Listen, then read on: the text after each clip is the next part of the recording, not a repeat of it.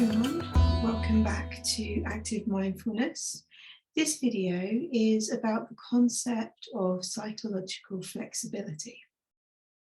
So what is psychological flexibility? Well, basically, it refers to our personal ability to accept, to be with, to notice and respond to a situation by adapting to it, particularly a situation that comes up out of the blue that perhaps we weren't expecting, or that was very different to what we would have liked it to have been.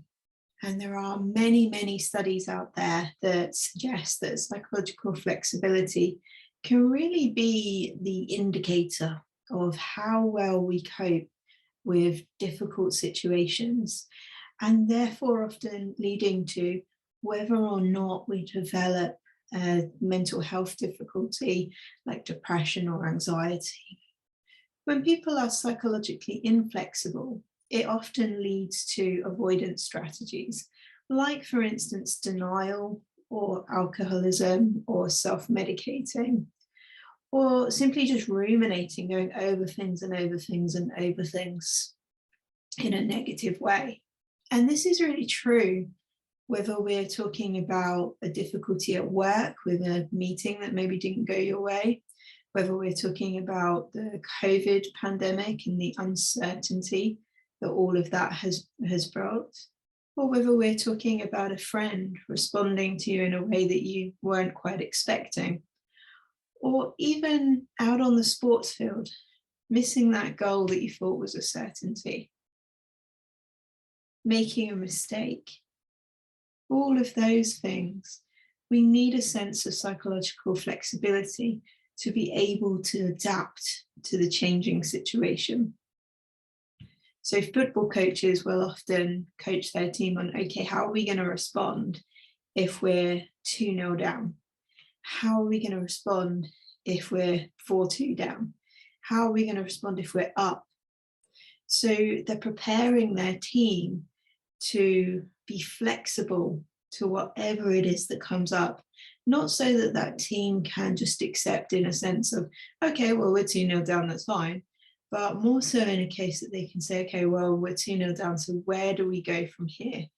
What is the best way of responding to this now? So in contrast to people with a high level of psychological inflexibility, those who are flexible are found to be better able to accept situations just as they are in order to plan and prepare and move forward in a way that sits well with them, with who they are as people and their values. Strong sense of psychological flexibility also allows a person to do what we call positive reframing, where they see not just things in good or bad terms, but the shades of grey in between, which allows them to feel more of a range of emotions, including gratitude, even when things might be quite difficult for a number of reasons. The psychologist Stephen Hayes describes the elements of psychological flexibility as having an emotional openness, allowing yourself to feel what is there to be felt, whatever it is, regardless of whether it's a positive or negative or neutral experience. Alongside this, being able to observe your thoughts as you meet that experience, observe them rather than latch onto them, to notice them, to be aware of them, and to make a choice about how much you follow or simply observe them. He describes it as being able to move towards difficulties, of being able to stand with yourself in a self-compassionate way as you meet those difficulties. So a really key thing that can help us to develop a sense of psychological flexibility is really the ability to be with our thoughts and our experiences just as they are in that moment. And that is where mindfulness can be a really helpful intervention. If you think of it as like building a skill, if you wanted to build the skill of doing maybe kick-ups, you would practice that skill over and over and over. The practice of mindfulness can be very similar in helping us to develop the ability to stand back and observe what's happening for us, to meet it head on rather than to run away from it.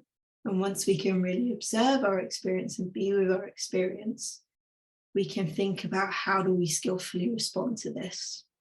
So it's a little bit like if you had a headache, a skillful action might be to drink some water or to go and be in the dark for a while.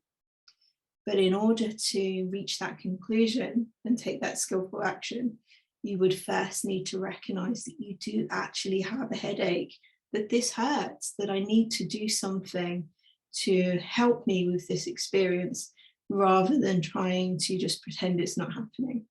So how can you get started with this? Well, you can start simply by adding mindfulness into your life. So something as simple as having a mindful cup of tea or coffee in the morning. So with mindful cup of tea or coffee, we're really tasting, experiencing the drink. And then what will happen is sooner or later, your mind, being human, will wander off to thoughts or emotions or memories. And we're just simply going to observe and notice that that's what's happened, that we were focused on this drink and that the mind has wandered to this place. And then when we observe it, we can make a choice about whether we want to go with it or whether we want to move back, come back to the present, to the experience of the drink that we're having.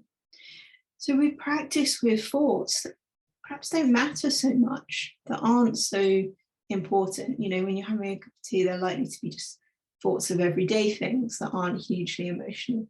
But we practice with those so that we can feel confident with practicing when things are a lot more difficult